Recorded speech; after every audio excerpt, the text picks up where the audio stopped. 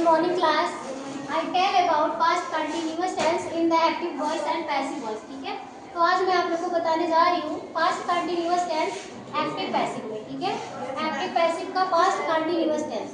मैंने आपको past indefinite कल बताया था ना, आज बताने जा रही हूँ आपको past continuous का. ठीक है, सबसे पहले अफर्मेटिव का बताती हूँ. अफर्मेटिव में आप लोग को टेंस जब पढ़ाया था, जो एक्टिव वॉइस में करवा रही हूँ टेंस वाला ही. ठीक है, टेंस वाला ही एक्टिव वॉइस में है, उसको चेंज करते टाइम पैसिव वॉइस में क्या करती है रूल आपको पता है. सबसे पहले अफर्मेटिव की बात करते हैं. आप लगाओगे क्या सब्जेक्ट.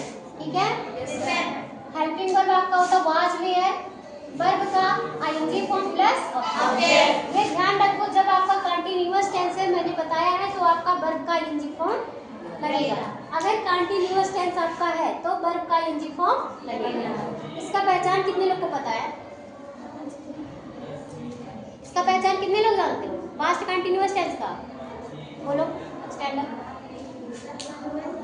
बोलो जल्दी पहचान. हाँ, वेरी गुड. रहा था रही थी, तेज बोला करो. रहा था रही थी रहे थे. हाँ, वेरी गुड. ठीक है, रहा था रही थी रहे थे, ये सब आता है लास्ट में ना. Yes ma'am. तो इसको पैसिव में चेंज करोगे. मैंने हमेशा से कहा है कि आप ऑब्जेक्ट को सबसे पहले ले आओगे सब्जेक्ट की जगह. ठीक है, यस मैम. ले आया, उसके बाद आप लगाओगे वाज वेयर, बीइंग, वर्ब का थर्ड फॉर्म. हमेशा मैंने बोला है एक्टिव से पैसिव बनाओगे वर्ब का कौन सा फॉर्म? Third form. उसके बाद सब्जेक्ट से पहले आप वाई लगाओगे, फिर सब्जेक्ट. ठीक है, यस पहला मैम. समझ आया? Yes ma'am. एक एग्जांपल करवा दूं. Yes ma'am. Ram was writing, ध्यान से देखना. Yes ma'am. Ram was writing letter. देखो पहले स्ट्रक्चर फॉलो कर रही नहीं. सब्जेक्ट है ना, यस मैम. वाज वेयर में से एक लगाई हूं ना, यस मैम. वर्ब का आईएनजी फॉर्म लगाई हूं ना, यस मैम. ऑब्जेक्ट लिया. ये लेटर. सारा रूल फॉलो है ना. Yes ma'am. अब इसको पैसिव बनाना, बना लोगे ना ऐसे. Yes ma'am. अब बताओ, ये लेटर. पहले हम देखो, ये सब्जेक्ट आपका है, ये हेल्पिंग वर्ब, और ये आपका वर्ब मेन वर्ब, और ये आपका क्या है ऑब्जेक्ट. ठीक है, यस मैम. अब इसी पे रखना है. Yes ma'am. सबसे पहले आप क्या रखोगे? ये लेटर. ऑब्जेक्ट आपका क्या है? ये लेटर. फिर क्या लगाओगे? वाज. वाज. फिर आप क्या लगाओगे? बीइंग. बीइंग. फिर आप क्या लगाओगे? वर्ब का थर्ड फॉर्म. राइट का third form. Retainer. Very good.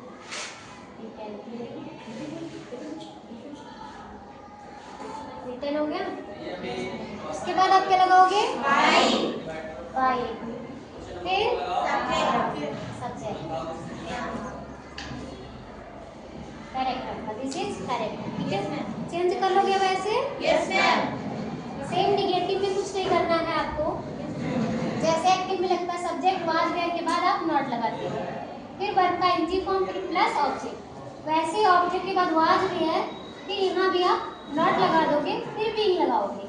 ठीक है, ये ध्यान देना, एक ही हेल्पिंग वर्ब के बाद आप नॉट लगाओगे, इन्हीं के बाद वेयर, बीइंग के बाद नॉट लगाओगे. जस्ट वाज वेयर के बाद आप क्या लगा दोगे?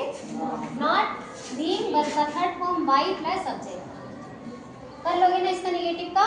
Yes ma'am. यही एग्जांपल है. अफर्मेटिव, निगेटिव, इंट्रोगेटिव, इंट्रोनेगेटिव सब में कर दोगे. नेक्स्ट आपका इंट्रोगेटिव. इंट्रोगेटिव में आप क्या करते हो? दो तरह से होता है, एक यस और नो टाइप क्वेश्चन, एक क्वेश्चन वर्ड टाइप होता है. तो ये यस और नो है. ठीक है, क्योंकि जब हेल्पिंग वर्ब आगे आपका है तो वाज वेयर ये क्या है? स्टार्टिंग में है वाज वेयर, सब्जेक्ट, वर्ब में आईएनजी प्लस ऑब्जेक्ट. अब यहाँ पे क्या करोगे? वाज वेयर आगे कर लोगे. ठीक है, स्टार्टिंग में ऑब्जेक्ट करोगे सब्जेक्ट की जगह चेंज, फिर क्या लगाओगे आप? बीइंग, वर्ब का third form plus by plus subject. Being जानते हो क्यों लगा रहे हो? क्योंकि वर्ब का आईएनजी फॉर्म है ना, तो इसलिए बीइंग यहाँ हमारा लग रहा है. क्योंकि ये वर्ब का थर्ड फॉर्म हो गया तो आईएनजी कहीं जुड़ा ही नहीं, इसलिए हम बीइंग लगाते हैं. ठीक है, इंट्रोगेटिव कर लोगे. Yes ma'am. क्वेश्चन वर्ड वाला कैसे लिखोगे आप? सिर्फ इस दोनों के आगे क्वेश्चन वर्ड हो जाएगा. ठीक है, यस मैम. इंट्रोगेटिव में क्या करोगे आप? सब्जेक्ट के बाद नॉट, ऑब्जेक्ट के बाद नॉट. नॉट. एग्जाम्पल यही सेम होना चाहिए आपका. ठीक है, सभी को करना है. अफर्मेटिव, निगेटिव, इंट्रोगेटिव और इंट्रोगेटिव. चार सेंटेंस आपको बनाने हैं, ठीक है? हो जाएगा? Yes, ma'am. समझ में आया सभी को? Yes, ma'am. किसी को कोई प्रॉब्लम? No, ma'am. बोलो।